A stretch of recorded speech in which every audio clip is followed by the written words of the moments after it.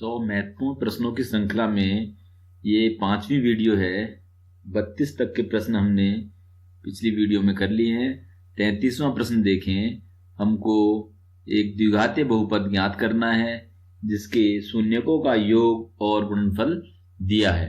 तो शून्यकों का योग है √2 और शून्यकों का गुणनफल दिया है 1/3। तो हमको पता है कि द्विघातीय बहुपद का जो रूप है वो क्या होता है, x² माइनस शून्यकों का योग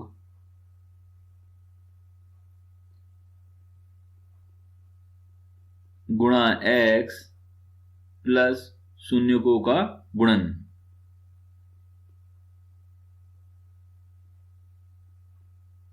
या गुणनफल। तो यहां पे अगर किसी द्विघातीय बहुपद के शून्यक अल्फा और बीटा हैं तो अल्फा प्लस बीटा बराबर दिया हुआ है हमको √2 और अल्फा गुणा बीटा बराबर दिया है 1/3।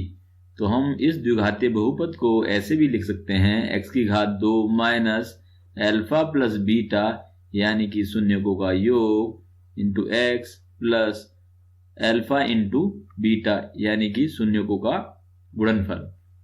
तो यहाँ इनके मान रखते हैं x² minus alpha plus beta है √2 into x plus alpha into beta है यानी शून्यकों का गुणन है 1/3। तो यहाँ देखिए ये जो है एक परिमेय के रूप में है। तो हम कोशिश करते हैं कि द्विघातीय बहुपद में कोई भी गुणांक या अचर पद परिमेय के रूप में न रहे। तो यहाँ 3 है तो मैं क्या करूंगा, 3 से गुणा और 3 से भाग करूंगा और इस तरह से इसको लिख दूंगा। ये पद इसके बराबर ही है जिससे हमें पता लग रहा है। और इस 3 को रहने दिया 1/3 को नीचे अंदर ही रहने दिया बाहर और इस 3 को ले गया मैं अंदर। तो सभी पदों से गुणा होगी और ये 3/3। यहाँ सभी में कॉमन है ये 1/3, इसको छोड़ा जा सकता है। तो ये हो गया 3x² माइनस 3√2x और ये यहाँ पे कैंसिल हो जाएगा, ये होगा 1। ब्रैकेट हटा देते हैं। तो ये द्विघातीय बहुपद हमको मिला 3x² माइनस 3√2x प्लस 1 जिसके शून्यकों का योग √2 होगा और शून्यकों का गुणन 1/3 होगा। अगला प्रश्न देखते हैं। हमको 2 रैखिक समीकरण दी हुई है। अद्वितीय हल की शर्त के लिए k का मान क्या होगा ये हमको ज्ञात करना है। तो इनको मानक रूप में लिखते हैं पहले समीकरणों को दोनों को और इसको भी -1 बराबर 0। तो एक तरफ शून्य है दाईं तरफ और बाकी तरफ सब चर अचर पद। अब इनकी मानक समीकरणों से तुलना करके इनके गुणांकों को ज्ञात कर लेते हैं। तो a1x plus b1y plus c1 बराबर 0 से तुलना करके हमें प्राप्त हुआ a1 बराबर k, b1 बराबर 2 और c1 बराबर -k5। इसी प्रकार दूसरी समीकरण की तुलना करेंगे a2x plus b2y plus c2 बराबर 0 की तुलना की। तो a2 बराबर आया 3, b2 बराबर है 1 और c2 बराबर है -k1। अब अद्वितीय हल की शर्त क्या होती है, a1/a2 नहीं हो बराबर b1/b2 के। तो इनके मान रखते हैं a1 है k, a2 है 3 नहीं बराबर b1 है 2, b2 है 1। इसको सरल करते हैं कि ये 3 को इधर ले जाते हैं, ये नहीं बराबर तो 3 × 2/1। तो ये k बराबर नहीं होगा 6k। तो अद्वितीय हल हमें चाहिए यानी कि x और y के एक एक मान आए इन समीकरणों के द्वारा। उस स्थिति के लिए हमको k बराबर 6 जो है नहीं रखना है, उसके अलावा कुछ भी होगा। तो यहाँ पे हमारे पास आया k नहीं बराबर 6 के। तो 6 के अलावा k कोई भी पूर्णांक हो सकता है। k का मान प्लस 6 के अतिरिक्त कोई भी पूर्णांक हो सकता है। तो हमको ये शर्त याद रखनी है आदित्य, हल की शर्त, ये कोई भी पूर्णांक हो सकता है। तो इस तरह से ये प्रश्न का हल है। अगला प्रश्न देखते हैं, 35वां प्रश्न। 3x² - x - 4 एक द्विघातीय बहुपद दिया हुआ है। यहाँ पे प्रश्न पत्र में सुधार लेंगे इसको, ये बराबर 0 है। बराबर 0 होने पे ये द्विघातीय समीकरण हो जाएगी। तो यहाँ पर द्विघातीय बहुपद इस रूप में रहता है। इसके हमको शून्य ज्ञात करने हैं और इसके गुणांकों और शून्यकों में संबंध ज्ञात करना है। तो हम इसको पहले इसके शून्य ज्ञात करते हैं, तो मध्यपद विच्छेद विधि से करते हैं। तो यहाँ पर देखें मध्यपद क्या है, गुणांक क्या है, 1 है। कुछ भी नहीं होने पे तो 1 होगा ही, तो -1 इसका गुणांक है। तो हमको देखें अचर पद माइनस में है, तो हमको क्या करना होता है, हम पे द्विघातीय बहुपद इस रूप में होता है। a और c की गुणा करते हैं और उसके गुणनखंड इस प्रकार करते हैं कि बीच का पद उनको जोड़ करके या घटा करके आए। अगर अचर पद माइनस है तो घटा करके और प्लस है तो जोड़ करके। तो यहाँ पर 3x² माइनस 1 जो है 4 - 3 करके आ जाएगा x - 4। तो इस मध्यपद विच्छेद विधि के लिए अलग वीडियो है, आप उसको देख करके समझ सकते हैं। यहाँ पे हम डायरेक्ट कर रहे हैं। देखें 3x² माइनस इसके अंदर गुणा 4x - 3x - 4 ब्रैकेट खोलेंगे तो ये माइनस चिन्ह बदलेंगे, ये प्लस -4।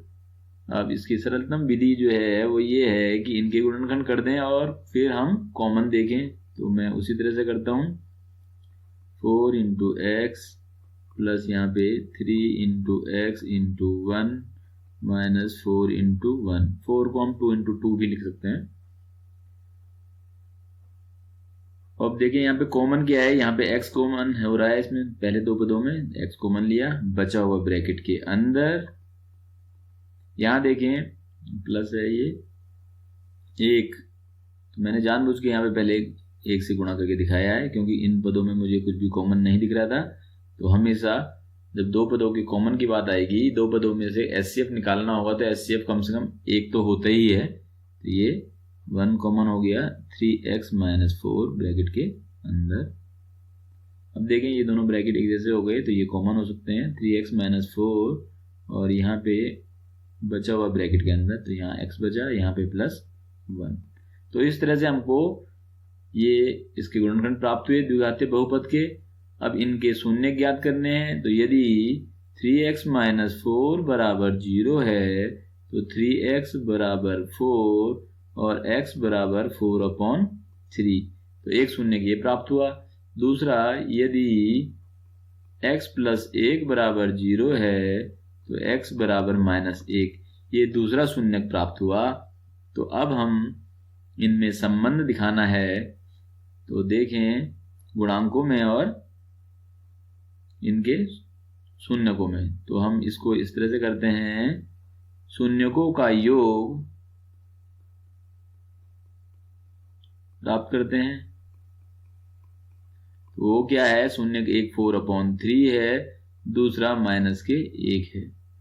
भिन्न को हल करना हमें आता है। यहाँ 3 LCM हो जाएगा, ये होगा 4 - 3 यानी 1/3। शून्यकों का गुणन प्राप्त करते हैं। गुणन या पूरा लिखें तो गुणनफल। तो एक शून्य है 4/3, दूसरा है -1, मल्टीप्लाई किया -4/3। अब देखें यहाँ पे -x का गुणांक अपॉन x⁴ का गुणांक बराबर माइनस, तुलना करें तो यहाँ पे इससे तो a बराबर कितना है 3, इस और इस समीकरण की ये बहुपद की तुलना, तो a बराबर 3 आ गया x की घात 2 का गुणांक, b बराबर -1 आ गया x का गुणांक, और अचर पद c बराबर -4 आ गया। तो इसको हम इस प्रकार भी लिखते हैं -b/a माइनस b कितना है -1 है और a कितना है 3 है, यानी ये 1/3। तो हमने दिखाया शून्यकों का योग 1/3 है और गुणांक में संबंध -x का गुणांक अपॉन x की घात 2 का गुणांक। इसी प्रकार यहां पे दिखाएंगे अचर पद अपॉन x की घात 2 का गुणांक, इसको लिखते हैं हम c/a, यानी कि c कितना है -4, a कितना है 3, तो ये -4/3। तो शून्यकों का गुणन और इन गुणांकों में अचर पद ये संबंध है। तो इस समीकरण को हम इस प्रकार भी लिख सकते हैं, किस प्रकार, x की घात 2 minus b/a into x plus c/a। तो ये क्या है शून्यकों के योग के बराबर और ये क्या है शून्यकों के गुणन के बराबर। तो हम संबंध दिखाएंगे यहाँ पे। अब आप इसको लिख सकते हैं शून्यकों का योग बराबर -x का गुणांक अपॉन x की घात 2 का गुणांक, और शून्यकों का गुणन बराबर अचर पद अपॉन x की घात 2 का गुणांक। तो हमने ये लिख दिया। इसको शॉर्ट में इस तरह से भी लिखा जाता है, शून्यकों का योग, शून्य के अल्फा बीटा होते हैं, तो ये बराबर होता है -b/a, और शून्य का गुणन जो है अल्फा इंटू बीटा बराबर होता है c/a। तो इस प्रकार भी आप इनको याद रख सकते हैं कि इनमें शून्यकों में और गुणांकों में ये संबंध होता है। अगला प्रश्न देखते हैं। एक समांतर श्रेणी का प्रथम पद दिया हुआ है 5 और nवां पद दिया हुआ है 45 और n पदों का योग दिया हुआ है 400। हमको पदों की संख्या और सारवंतर ज्ञात करना है। तो देखें, हमको पता है n पदों के योग का सूत्र, 2 सूत्र होते हैं। एक है n/2 2a प्लस n-1d। तो चूंकि हमें n और d दोनों ही नहीं पता, तो हम दूसरा सूत्र Sn बराबर n/2 a प्लस an का प्रयोग करेंगे। यहाँ मान रखते हैं, ये है n पदों का योग 400, ये हो गया n/2, n तो पता ही नहीं हमको, a 5 दिया हुआ है और an 45। सरल करते हैं, 400 बराबर n/2 और ये आ गया 50, यहीं पे सरल कर लेते हैं, ये 25 और 400/25 बराबर n, और इसको सरल करेंगे तो ये हो गया 16 बराबर n, यानी कि n बराबर 16। तो इस श्रेणी में 16 पद हैं। अब हमको पता लग गया पदों की संख्या कितनी है, 16। तो हमको nवें पद का सूत्र पता है, an बराबर a प्लस n-1d। तो an जो है हमको दिया हुआ है 45, a दिया हुआ है 5, n है 16 - 1, d ज्ञात करना है।